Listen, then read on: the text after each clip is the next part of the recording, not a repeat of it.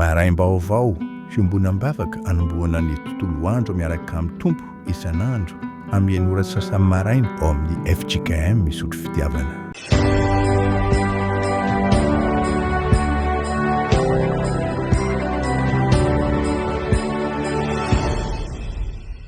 Aminareo hatrany ny famindram-po sy ny fiadana avy amin'ny fahalalana an'Andriamanitra sy Jesosy tompontsika. Anio zoma faran'ny volana dia miombona eto isika amin'ny fiarahamandinika soratra masina.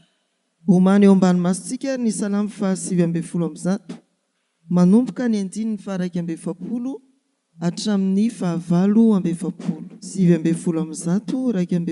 720 Itsangana aorian'ny vavaka vao hipetraka ianareo. Hoy ny mpanao salamo: aoka ho tonga amiko ny famindramponao Jehova dia ny famonjenao araka ny teninao. Dia maly izay miteny ratsy ahy aho sady matoky ny teninao. Ary aza dia esorina mivavako ny teny marina, fa miandry ny fitsaranao aho. Dia hitandrina ny lalanao mandrakariva aho, dia mandrakizay toria. Ari andeha amin'ny malalaka aho, fa ny didinao no tadiaviko. Ilaza ny teny vavolombelonao eo anatrehan'ireo mpanjaka aho, ka tsy homenatra. Ary ravoravo amin'ny didinao aho satria tiako ireny. Asandratro ny tanako amin'ny didinao, satria tiako ireny. Ho saintsainiko ny didinao. Amen. Hivavaka isika. Mideranao izay ry Andriamanitra rainay amin'ny alalan'i Jesosy Kristy, fa mbola sandrina hintsitra, tanana mahery tokoa ny tondranao anay nandritra ny volana Jolay, tapitra amin'izao anio izao iny. Niorooro izahay natahotra, nandindona anay ny fahafatesana, nandrombaka anay ny ratsy, fa indro ianao ny aro dia mbola mijoro izahay. Mbola afaka miteny ny fiangonanao, mbola afaka mivavaka ankalalahana izahay. Misaotra Tompo ny amin'ny fahasoavana tsy hain'ny vavanay tononona, atosaka ao amin'ny fiainanay isan'andro. Mankasitraka indrindra ny amin'ity fotoana ity, azahoanay miaona aminao indray ao anatin'ny fandinihana soratra masina. Ekeo ny amindra fo aminay amela heloka anay amin'ny alalan'i Jesosy Kristy, ary indrindra hitarika anay amin'ny alalan'ny fanahinao, amin'ny fandinihana ny teninao, mba hitanay zava-mahagaga ao amin'ny lalanao. Ampitomboa ny fanekenay ho irakao. Amin'ny anaran'i Jesosy Kristy. Amen. Asan'ny Apôstôly 20 andininy 9 hatramin'ny 9:20. Asan'ny Apôstôly 20 andininy 9 hatramin'ny 9:20. Amin'ny anaran'ny Tompo.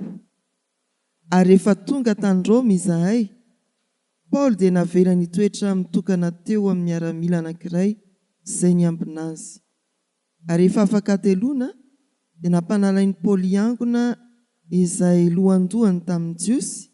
Ary rehefa niangona ireo dia hoy izy taminy: ry rahalahy, izao dia mpifatotra avy tany Jerosalema, natolotra teo an-tanan'ny Romanina, na dia tsy diso tamin'ny firenentsika aza, na tamin'ny fanaondrazana. Ary rehefa nanadina mafy ireo dia saika andefa ihany, satria tsy nisy nataoko izay tokony hahafaty ahy. Fa raha natoerin'ny jiosy izany dia tery aho ka nilaza fa andahatra amin'ny Kaisara, nefa tsy mba toy ny manana teny hiampangako ny fireneko tsy akory. Ary izany zavatra izany no nampanalako anareo, ahitako anareo sy resahako aminareo, fa noho ny fanantenan'ny Israely no ifatorako amin'ity gadra ity. Ary hoy izy ireo taminy: izahay tsy mbola nahazo taratasy avy tany Jodia milaza anao, ary tsy mbola nisy rahalahy izay nankaty nanambara na nilaza ratsy ianao. Fa tianay hore aminao izay hevitrao, fa ny amin'izany antoko izany dia fantatray fa efa ratsy laza eny tontolo eny izy. Ary rehefa nanao fotoana taminy ireo dia maro no nankeo aminy tao an-trano ny toerany, ary izy nilaza sy nanambara taminy ny fanjakan'Andriamanitra hatramin'ny maraina ka hatramin'ny hariva, ary ny teny eo amin'ny lalàn'i Mosesy sy ny mpaminany no nitaomany azy ino an'i Jesosy. Ary ny sasany nino izay nolazainy fa ny sasany kosa tsy mba nino.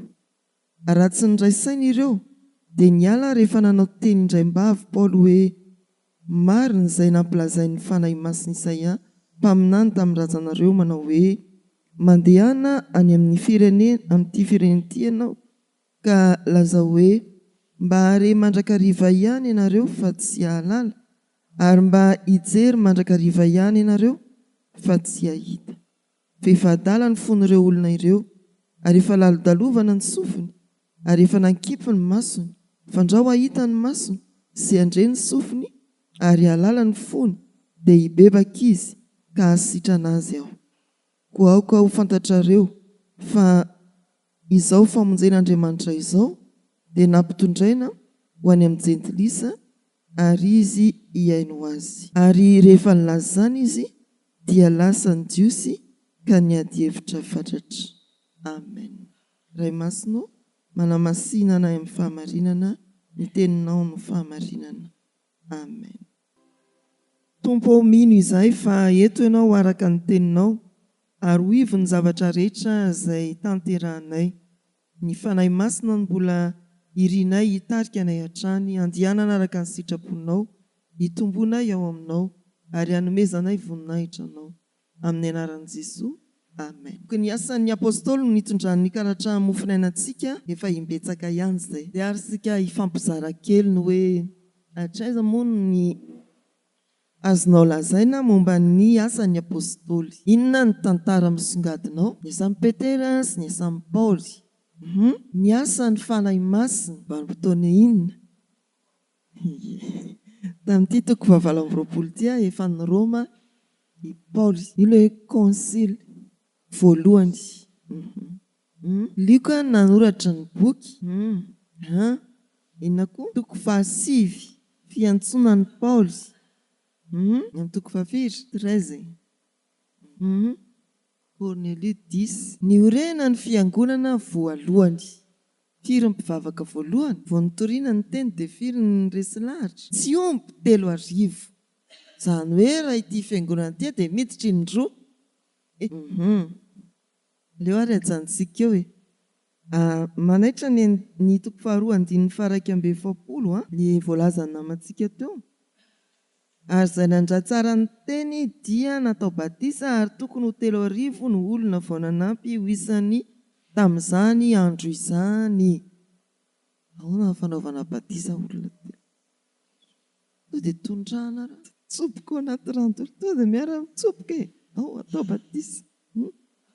Saratra izany tsy vakiana fotsiny mba alay fisaran-tsaina ny hoe izany ny trangan-javatra tamin'izany.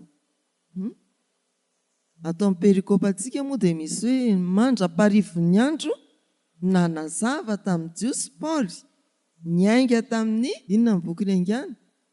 Mateo, Marika, Luka, Jaona ve? Lalàna sy ny mpaminany, tontolo andro, fifandraisan-dahatra, fanazavana, familazany amin'ny Jesosy ireo boky ireo. Eny ary afaka mandroso isika efa voalazan'ny ankamaroantsika teo ny fitarihan-teny, izany hoe efa mahay ny boky ny asan'ny apôstôly amin'ny ankapobeny isika raha jerena. Verimberina moa ny fitarihan-teny araka ny boky manoloana antsika dia mahafinaritra ny mahafantatra hoe aizy manaraka, tsy mila fitarihan-teny tonga dia miresaka fotsiny sisa. Lioka nanoratra ny andininy izay mitarika antsika ao amin'ny boky ny asan'ny apôstôly dia ny toko 1:9 izay tonga amin'ny famaritana ny drafitry ny boky. Ny toko 1 hatramin'ny toko 7 dia ny fitoriana tao Jerosalema. Ny 9 hatramin'ny 12 dia Jodia, Samaria, ary ny 13 hatramin'ny farany tany. Ny mpandinika dia fantatsika fa milaza koa hoe asan'ny fanahy masina ny boky ny asan'ny apôstôly, satria hatrany hatrany dia voamarika fa ny fitarihan'ny fanahy masina sy ny fanampiny ny fanahy masina no nahatanteraka ny asa rehetra. Raha tononona hoe apôstôly dia izavy ny apôstôly voalaza fa ny asa ao. Ahaka voalaza namantsika teo Petera sy Paoly ny tena misongadiny. Misy tsy apôstôly arao toa ny Barnabasy. dia izay no mahatonga mpandinika hoe azo lazaina koa hoe ny asan'ny fanahy masina ity boky ity. Fa raha ohatra izy ka alahatra ny testamenta taloha dia izy no azo antsoina hoe boky ny tantara ao amin'ny filazantsara. Izay mifandray amin'ireo epistily. Izany hoe rehefa mamaky ny epistily isika, mandinika ny epistily dia misy ampahany ao amin'ny boky ny asan'ny apôstôly mifamatotra amin'ny epistily izay vakitsika. Ny niorenan'ny fiangonana, ny fitoriana tany Efesosy ohatra, ny trangan-javatra tao Efesosy, dia mazava izany fa misy ifandraisany amin'ny epistily nosoratan'i Paoly ho an'ny Efesosy. Misongadinao ny toko 2 nanomezan'Andriamanitra ny fanahy masina amin'ny sarin'ny lela amin'ny tarehinafo. Ny toko 10 voalaza namantsika teo ny fivorim-piangonana konsily voalohany, izay ny fanazavana ny fandraisana lahatra ny amin'ny hoe tsy mila forana intsony ny olona efa resy lahatra ny filazantsara, fa Jesosy Kristy sy ny fandraisany ny famonjena tamin'i Jesosy vomy teo amin'ny hazo fijaliana dia ampy. Io ilay nijoroan'i Jakoba tamin'ny andiny tsoratra masina ary nanakombona ny hevitra rehetra fa dia noraisany ny famarinan'ny ten'Andriamanitra nosoratana ny PV nalefa tany amin'ny isam-piangonana ny hoe tsy mila forana intsony ny jentilisa ny ovafo fa ampy Jesosy Kristy. Izay ary ny fitarian'ny tenin'ny boky dia jereo tsara any amin'ny toko 9 fa azo lazana hoe tafapaka hatrany amin'ny faran'ny tany ny filazantsara satria ny renivohitra ny ampira mihitsy no voakasika ny filazantsara amin'ity toko 9 ity. Rehefa ny renivohitra no voakasika dia tokony maninona avokoa? Tokony ho voakasika avokoa ny rehetra. Ny tompon'andraikitra ara-panjakana mihitsy ao no voakasika ny filazantsara notorian'i Paoly. Mandroso ary sika hijery vetivety ny 10 misionera nataon'i Paoly. Efa noresahantsika izy io. Firy ilay 10 misionera nataon'i Paoly? Fotory-teny tamin'ny lahatokoa no nisy kely an'io. Azakazaka 3 sy 4. Samy marina ny 3 sy 4 arakaraka ny mpandinika. Inona avy ny 3 famaritana azy toko aiza sy aiza. Inona ary ny 4? Io mora indrindra. Tia manoloana antsika ity ny 4. Izany hoe ny fitondrana any Paoly hifatotra any Roma. Io dia ambaran'ny mpandinika sasany hoe 10 misionera 4. Fa ny mpandinika maro dia milaza fa 3 ny 10 misionera izay nataon'i Paoly. Ny voalohany manomboka eo amin'ny toko 17 hatramin'ny 14 izay niarahany tamin'ny Barnabasy. Ny faharoa dia ny toko 10 andiny ny 430. Avadibadio ny bokintsika dia baibolintsika dia baiboly sy ny boky mitovy ihany Bibla. Baibolintsika dia hitantsika ao izany. 530 ny niaingan'i Paoly fanindroany hitety vohitra tany Azia Minoro. Io ny 10 misionera faharoa hatrany amin'ny toko 17 andininy 220. Izay zany ny 10 misionera nataon'i Paoly. Faharoa io. Ny fahatelo dia manomboka eo amin'ny asa 18:23 ka hatrany amin'ny 21:17. Tena ao Efesosy no tena tantara misongadinao. Ny dia nataon'i Paoly mifantoka ao Efesosy. Jereo ny 19:23 dia jereo ny 20:17. Ny farany moa voalaza teo dia ny fitondranan'i Paoly ampatorana makany Roma toko 17 sy 19. Ireo ny 10 misionera nataon'i Paoly. Raha lazaina hoe any amin'ny 14,000 na 16,000 400 kilometatra no vitan'i Paoly. So tsika mieritreritra hoe fiarakodia izany ka vita roa andro 3 andro ohatry ny makany Mahabo any atsimo. Fa inona nandianany tamin'izany? Na tongotra na sambo ohatran'izy, sambo kely fa tsy hoe sambo be any Merci Chips fa sambo kely 1 kilometatra maro raha mijery ny saritany sika ny hoe avy any Jerosalema izy raha ity dia misionera faefatra ity no entina patorana makany Roma dia tena mekandrefana be, tena hoe manao atsinanana sy andrefana mihitsy izany, kilometatra maromaro. Dia vero amin'izany ny riavana ny hoe lalandavitra tokoa, ary ao izy misy hoe vakisambo sy ny sisa. Nandianany ity Paoly ity tamin'ny hazakazaka amin'ny fitoriana ny filazantsara. Dia ary sika hijery ny foto-kevitra misongadina ato anatin'ity anjara mofinainantsika ity. Eo amin'ny 9:40 sy ny manaraka dia voalaza fa mifatotra i Paoly. Ity gadry ity moa izy ery amin'ny 9:20. Mifatotra Paoly fa afaka miresaka malalaka amin'ny olona rehetra. Any am-pifatorana izy miaramila iray miandry azy. Dia io izy manomboka eo amin'ny 9:70 miresaka malalaka, apetsohy ny jiosy rehetra. Dia teo izy ilay niresaka mandra-parivo ny andro momba ny Jesosy. Izany hoe voafatotra izy fa malalaka tsara mifanerasirany amin'ny olona. Ina ny filazan'izany amin'ny resaka ara-pitsarana garde résidence surveillée. Ohatran'ny hoe garde à vue. Ay tsy mahazo miresaka fa tazatazan-davitra fotsiny. Malalaka tsara ary trano nofaina izy io. Dia izy ambenana fotsiny fa afaka mifanerasera amin'ny hafa. Zay fa ahafahany mifanerasera tamin'ny hafa izay dia tena nararotiny hoe hotoriako, ho ampianariko, tsy andaniako, tsy tsitsiako fotoana ny fitoriana ny filazantsara. Tsy voasakana ny asan'Andriamanitra na any ampatorana azy.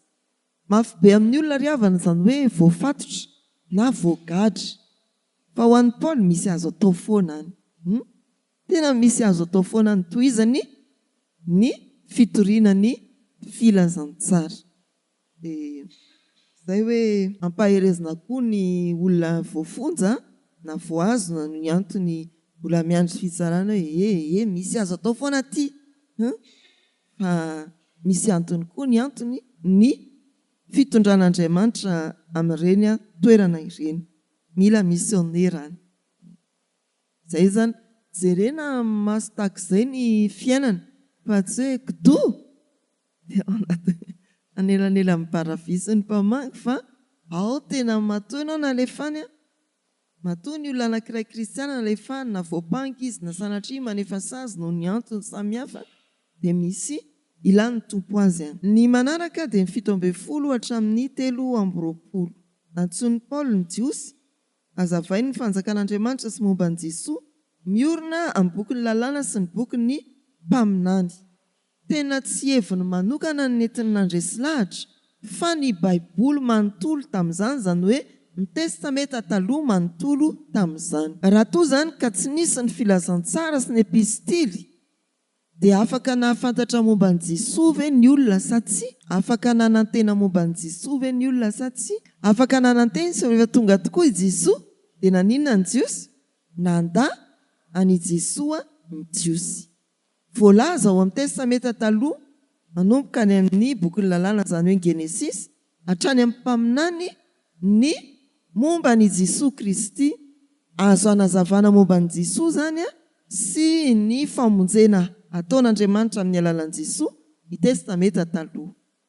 Izany hoe raha toa zany sika ka manoloana jiosy anankiray na manoloana silamo izay mifamatotra betsaka ny testameta taloha dia afaka miresaka tsara momba ny Jesosy ka mitaona azy ikisaka aty amin'ny filazantsara izay fahatanteran'ny testameta taloha. Fa tsy hoe any ny jiosy dia any izay silamo raikidraikitra amin'ny manonona ny Abrahama sy ny sisa. Fa ato ny antsika averina. Ny antsika izany dia ny testameta taloha sy ny testameta vaovao. testameta taloha dia tanteraka ao amin'ny testameta vaovao. Tao aorianany namatorana any Paoly nentina patorana tany Roma no nosoratana ny filazantsara ny epistily dia izay nilazana antsika hoe ampy inona ny amin'ny Jesoa anantenana ny amin'ny Mesia ny testameta taloha. Zay io 17 hatramin'ny 17 io no hoe tena nanazava izy ary nanomboka tamin'ny lalàna sy ny mpaminany. Aiza moa le misy hoe mandraparivo ny andro iny 23 hoy ny soratra masina ny ananan'ny Tompo, rehefa nanao fotoana taminy ireo dia maro no nankeo aminy tao an-trano ny toerany ary izy nilaza sy nanambara taminy fanjakan'Andriamanitra hatramin'ny maraina ka hatramin'ny hariva, ary ny teny eo amin'ny lalàn'i Mosesy sy ny mpaminany no nitaomany azy ino an'i Jesoa. Ahoana mandraparivo ny andro? Fiaonam-be io fiaonam-be mandraparivo ny andro, alina koa ny andro mbola tsy vita ihany ny lesona. Zay ny karazana fiaonam-be, karazana fiaonam-be mihitsy zany io satria natsony ny Jiosy dia nankeo aminy rehefa nanome fotoana izy. Ndao sika akeo amin'ny 4:20. Zany hoe Paul zany raha ao amin'le 17:23 dia averina ihany hoe tsy izay fahalalana tao anatiny akory ny nentiny fa notovozany avy ao amin'ny testameta taloha ny fanazavana momba ny Jesoa nentiny manoloana ny Jiosy. Naoriny tao amin'ny soratra masina ny fandraisany lahatra ny Jiosy namany. Ny 4:20 voalaza eo amin'ny 4:20 ny hoe ary ny sasany nino izay nolazainy fa ny sasany kosa tsy mba nino. Io rehefa mitory filazantsara sika dia tsy hoe naomby fa tena nanaiky daholo ny olona rehetra. Tsia, Paul tia no mitory ny filazantsara nisy nino nisy tsy nino. Tsy hoe tsy naomby Paul fa mafony ny olona. Tsy nijanona teo Paul fa mbola nitory hatrany izy. Izany koa no ampairezana antsika hoe tsy voatery ho zato isan-jato mandray ny filazantsara ny olona hitoritsika fa toy izy hatrany ny asa fitoriana ny filazantsara. Avy eo izy 19:20 aoka ho fantatrareo fa izao famonjen'Andriamanitra izao dia nampitondraina ho any amin'ny jentilisa ary izy hiaino azy. Aoka ho fantatrareo fa izao filazantsara izao dia nampitondraina ho any jentilisa izy hiaino azy. Io foana moa neny Paul hoe nialanenina tamin'ny Jiosy vetivety izy eo amin'ny asany apôstôly raha vao novangin'ny Tompo fa rehefa tsy niaino azy ny Jiosy dia hoy izy hoe manasa tanana aminareo ary fa ho any amin'ny jentilisa sady zany raha teo moa no antom-pisiany. Fa nakavoafidy izy hitondra ny anarako any amin'ny jentilisa. Ity zany dia fahatanterahany teny ao amin'ny asany apôstôly toko 1:9. Ity 28 ity ny hoe alefa any amin'ny jentilisa koa ny filazantsara. Mario fa ny 7:20 izay nivakiana teo dia eny amin'ny votopetsy. Raha toa zany tsika ka amaky an'io soratra masina eo anatrehan'ny fiangonana dia aoko vao manao tsara ny vakiteninao ka tsy farany eo amin'ny 8:20 dia fanina daholo aizany 7:20 fa mba ho takatry ny olona hoe moa misy dikany ity tarehimarika iray ity dia midina eny ambany rehefa nilazany izy dia lasa ny Jiosy dia ny ady hevitra fatratra. Mitsara indrindra mitranga tahaka ireny mba tsy hampiherikerika ny fiangonana fa za teo tsy nanao an'ilay izy. Eo fanolorana ny teny dia tononona hoe ny 7:20 dia hitantsika eny amin'ny votopetsy dia miara-manaraka fotsiny ny mpamaky rehefa mitarika ny vakiteny ianao midina eny amin'ny votopetsy izy tonga eo amin'ny farany 9:20 dia manohy ny 7:20 araka ny voalaza eny amin'ny fotopetsy. Misy maromaro ny texte anaovana an'io fanamariana io ny hoe ny andininy. Voalaza dia eny amin'ny fotopetsy. Dia misy koa ohatra hoe mamadika isika izao tarehimarika faharoa ao ambadika eo amin'ny 28 dia jereo kely ery amin'ny andininy fahaenina ambin'ny folo mihitsy io. Ary rehefa tonga tany Roma izahay, ny mpifatotra dia natolotry ny kapiteny ho amin'ny lehibe ny mpiambina fa Paul dia navelany hitoetra nitokana teo amin'ny miaramila anankiray izay niambina azy. Eo ary ahy zany dia diso. Tsy voajeriko ito io. Fa misy fanoloana io hoe ampioe. Reny zany ho antsika mpamaky teny dia mila ho voamarika mihitsy ahalalana hoe tena no maninao ny vaky teninao. Dahoary sika handroso amin'ny fampiarana. Antsika tsirairay. Ny fatorana ho an'ny texte eto dia io izy voambina azo lazaina hoe gadra io izy hoe ity gadra ity eny amin'ny andininy faharoapolo. Fa amintsika tsirairay dia ilay fetra mety eo amintsika azo lazaina hoe fatorana. Inona ny fetra mety mahazo anao? Fahasalamana, ny taona, ny asa aman-draharaha, inona koa? Ny ento-manana, ny vola, inona koa? Ny taiza zafikely ve? Velora nga mba tezain'ny ray aman-dreny ihany ilay zafikely fa dao hitory. Fianakaviana sy ny fiarahamonina hoy izy. Betsaka ny antony mety hoe mamatotra ny tongotra aman-tanana antsika, mamatotra ny saintsika koa. Indraindray koa mety ny fotsika mihitsy ny voafatotra tsy morona amin'izany hoe fitoriana ny filazantsara. Fa ireo atao hoe sakana tena hoe mety tsy hahafahanao araka ny eritreritrao hitory ny filazantsara, misy zany. Saingy izao ataovy an-tsaina hoe misy azonao atao foana eo amin'io trangan-javatra everinao ho sakana io. Tsisy vola, efa misy olona etsakaiketsy. Tsy salama ianao ny mpitsidika hitorio ny filazantsara. Mahafinaritra mihitsy rehefa mampandray any an-trano. Fa indraindray dia ireo ray aman-dreny efa osa no mampahery ny mpampandray. Tena mahafinaritra mihitsy na hoe mifampahery eo dia hitanao mihitsy ty ray aman-dreny ty tena olona miorina amin'ny fonana fa araroty ny fionana aminao mba azahoany mampahery ianao. Dia izay ny hoe na manahoana mety everisika hoe fetra tsy ahafana manatanteraka fitoriana ny filazantsara, dinio tsara, dinio indrindra, dinio mafimafy kokoa alaliana. Fa misy zavatra azontsika atao foana hitoriana izany atao hoe filazantsara izany. Raha mbola misy olona koa mifanerasera aminao dia toriany filazantsara. Ary misy boky anankiray izay soratan'ny mpandinika ny hoe fitoriana filazantsara amin'ny alalan'ny vavaka. Azo atao ve izany? Ohatran'izao ny atevin'izay boky izay. Ary io indrindra no taridalina raha miofana isika dia ny hoe mivavalo ho an'ny toerana hitoriana. Raha toka tena marary ianao hoe mpandriana tsisy mpamangy mihitsy, mety mitrango izany fa tsy hitranga amintsika fa mafy be izany. Mivavah. Ianao tavela eo mpandriana tsy afaka mivoadrindrina io noho ny aretina tsy azahoanao mitsangana intsony, tena manana fotoana be ivavahana, hitanisana manomboka any amin'ny mpangalatra ka hatrany amin'ny filoham-piangonana ianao. Tany sao daholo toe-javatra rehetra.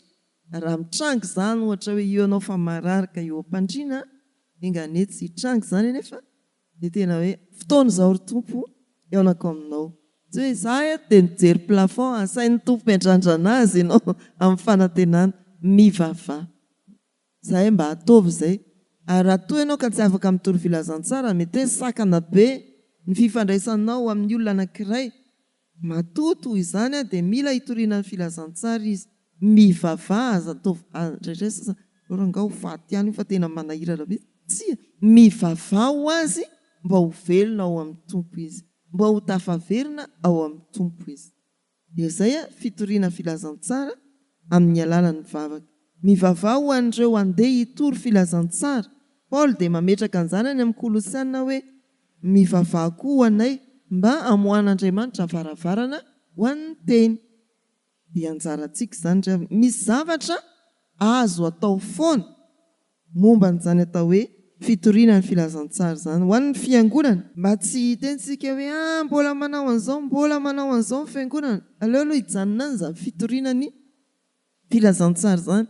Ataovy izay araka izay azo atao ny fitoriana ny filazantsara ho an'ny fiangonana, ho an'ny sampana, mametrahty tetikasa, mametrahty teti-bolany hoe itya ho an'ny fitoriana ny filazantsara. Sasany ka aloha fa mbola manao trano fidiovana, avelao any aloha ny filazantsara.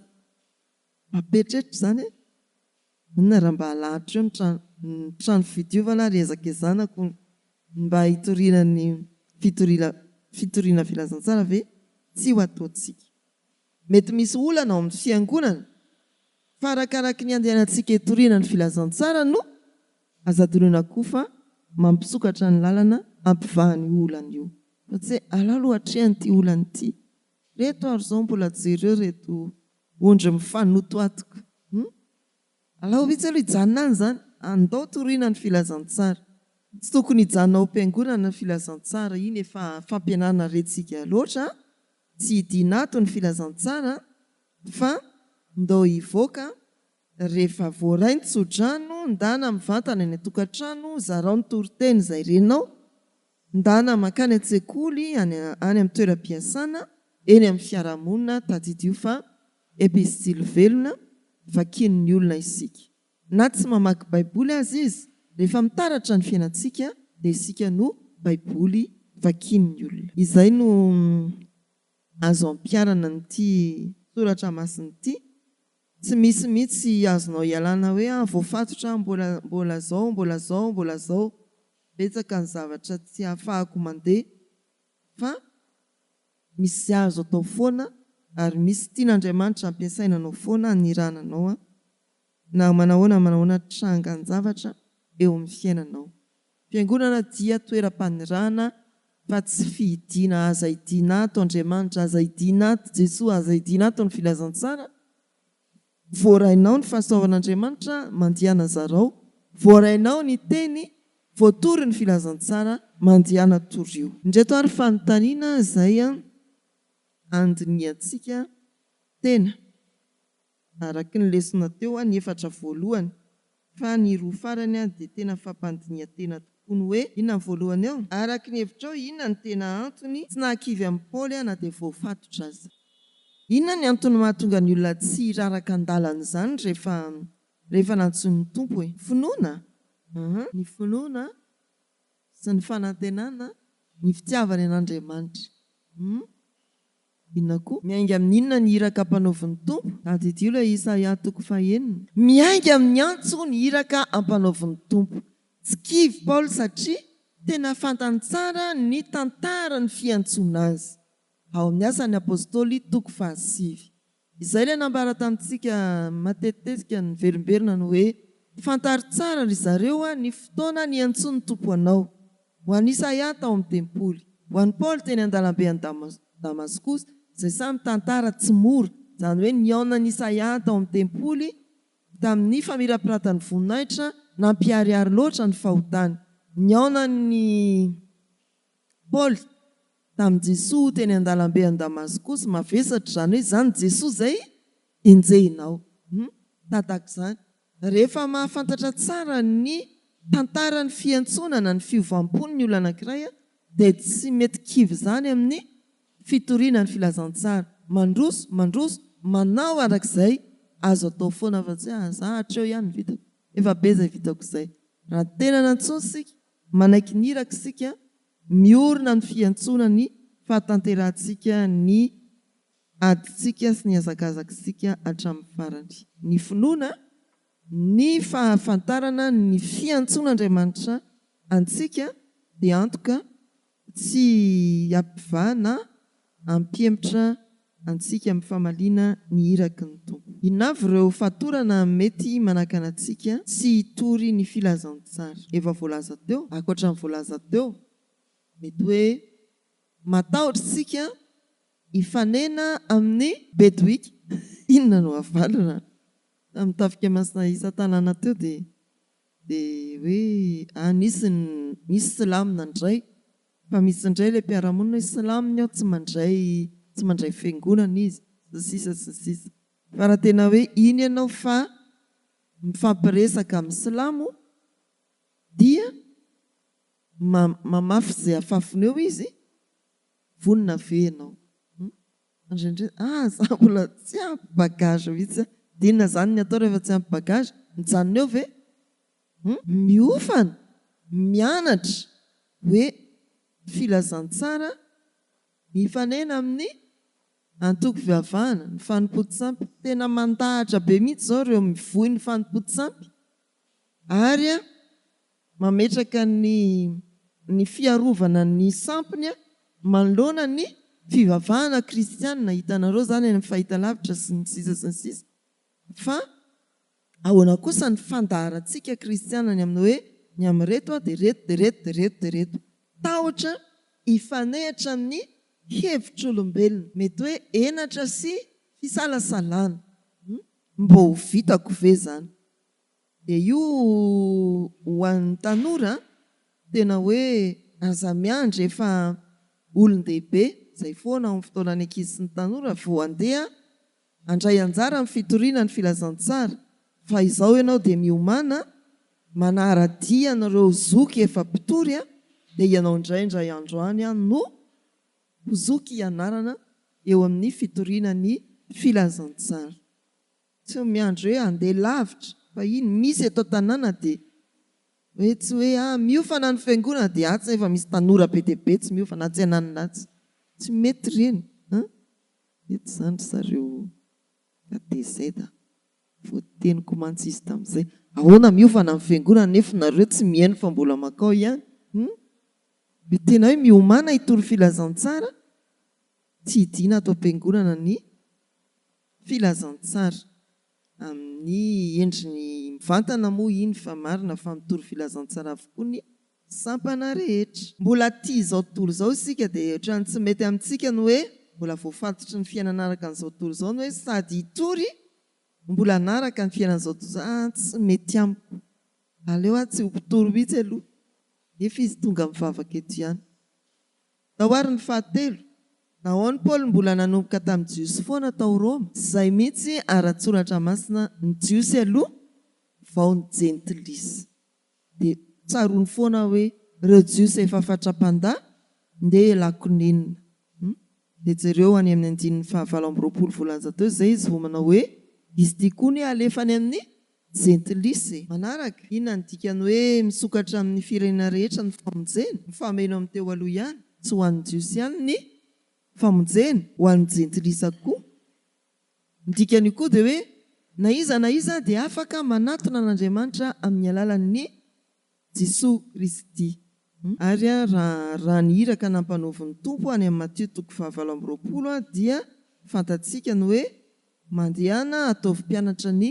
firenena rehetra sy ny asan'ny apôstôly 1:9 ireo fanontaniana roa farany dia tena miantefa amintsika raha ianao ny teo amin'ny toeran'ny Paoly inona ny nataonao alefaso aho mba hizahatany manerana ny renivohitry ny ampira io ianao fa voafatotra noho ny filazantsara inona ny nataonao hivavaka ve ianao sa hamory izay azo voriana mialany nenina hatramin'ny farany amin'izay farany azo atao dia atao foana ny fitoriana ny filazantsara voafatotra ianao fa mbola afaka miantsolona antsoiny olona raha voafatotra ianao dia hitorian'ny filazantsara ny mpamangy ianao voafatotra ianao no ny aretina voafatotra ianao any amponja voafatotra ianao no ny tsifisina voafatotra izay tonga manodidina anao hitorian'ny filazantsara inona ny iraka omen'Andriamanitra anao amin'izao fotoana izao tompo dia maniraka manaiky ho iraka ny tompo fantaro zany anio fantaro zany amin'izao vanim-potoana irahantsika miain'izao hoe iran'Andriamanitra anao inona moa ianao anasantsika hijery ny 9:30 izay mamarana ny asan'ny apôstôly tsy manina fa ny 3:30 ao aorianany perikôpa teo vonina zao ary nivaky teny amin'ny anaran'ny tompo ary Paoly nitoetra roa taona angarangidina tao an-trano no hofany ka nandray tsara izay rehetra nankeo aminy. Dia nitory ny fanjakan'Andriamanitra ka nampianatra ny amin'i Jesosy Kristy Tompo tamin'ny fahasaina be ary tsy nisy fisakanana. Inona ny farany? Tsy nisy fisakanana. Fampieritrretana antsika fiangonana mandraka ankehitriny izany tadidio fa natany hampatorana aza i Paoly dia mbola tsapany fa tsisy fisakanana ny fitoriana ny filazantsara. Vanim-potoana iarahantsika miaina marina fa tena sarotra atsapantsika sakatsakana be dia be, tsy hoe any amponjana tahaka izany fa sakana ny tahotra ny olona, sakana ny tahotra ny lalana, sakana ny tahotra ny tsy fisiana, sakana fa tadidio ny voambolana hoe tsy misy fisakanana. Na voafatotra aza i Paoly na mety misy karazana sakana aza manoloana antsika dia tadidio ny voambolana mamarana ny asan'ny apôstôly manao hoe mitory ny filazantsara tsy misy fisakanana. Tsy nifarana tamin'ny filazana ny fahafatesan'ny Paoly martiora ny asan'ny apôstôly mba fieritrertana antsika hoe ny filazantsara dia tsy voafatotra ary afaka mitory tsy misy fisakanana isika. Hatreo ry havana ny fotoana niombona antsika ao anatin'ny volana aogositra dia tsy hisy ny fiaraha-mandinika soratra masina fa misy hatrany kosa ny fitaona maraim-baovao tahaka izao amin'ny fanompoam-pivavahana tsotra fanao eny amin'ny pilipitra. Hivavaka isika. Misaotra Tompo mampahiry anay amin'ny alalan'ny tantaran'ny Paoly raha nifatotra tao Roma izy. Izay koa dia toa ny mifatotra indraindray. Malalaka ny lalanay, malalaka ny fidirana am-piangonana, saingy misy sakana be dia be heverinay fa tsy hahafahamanoatra, andraisanay anjara amin'ny fitoriana ny filazantsaranao. Tario amin'ny fanahy masina mandrakariva izahay mba hatakatra ny fitiavanao an'izao tontolo izao, dia anay ko irakao amin'ny toe-javatra rehetra, amin'ny trangan-javatra rehetra misy eo amin'ny fiainanay. Tompo, mangataka aminao izahay ho an'ny fandaharam-potoananay ity tontolo andro ity, mba hiditra ao anatin'izany fandaharam-potoana izany ny fanekenay ny irakao amin'izay ataonay sy amin'izay lazainay. Petraka eo am-pelantananao ny fahasalamanay, tononay aminao ny ankonanay ary hojerenao amin'ny indrafonao lehibe ny firenenay, ampahirezo ny mpitondra fiangonana sy ireo laika mpiara-miasa aminy mba havita ny asanao Andriamanitra. Tsinjovy ireo efa any am-perin'ny fiaonam-be, moramanga, ny any Tomasina. Tsinjovy ireo mbola miomana amin'izany fiaonam-be izany, ireo sampana maro atao anatin'ny sinody FJKM. Ny enti-manana mba tsy ho sakana, ny faharesen-dahatra no zava-dehibe Tompo, satria ilaina ny fiombonana ary mampanankarena ny fampianarana. Ankehitriny isaraketo izahay dia faly mampiombona ny vavakay amin'ilay nampianaran'i Jesosy manao hoe rainay izay ny an-danitra, ho amasinina ane ny anaranao, ho tonga ane ny fanjakanao, atao ane ny sitraponao ety an-tany ho tahaka ny eny an-danitra. Meo anay anio ny anona sahaza ao anay ary mamela ny herokay tahaka ny namelanay izay meloka taminay. Aza mitondra anay mifakam-panahy, manafahanay miratsy, anao ny fanjakana sy ny hery ary ny voninahitra mandrakizay. Amen. Raiso ny tsodrano atolotra amin'ny anaran'ny Tompo. Andriamanitra ny fahasoavana rehetra izay efa niantso anareo ho any amin'ny voninahiny mandrakizay ao amin'ny Kristy, rehefa niaritra fahoriana vetivety ianareo, dia izy no hahatanteraka sy hampiorina ary hampitoetra anareo. Amen. Ho an'Andriamanitra irery anany ny voninahitra, amin'ny anaran'ny Ray sy ny Zanaka ary ny fanahy masina. Amen.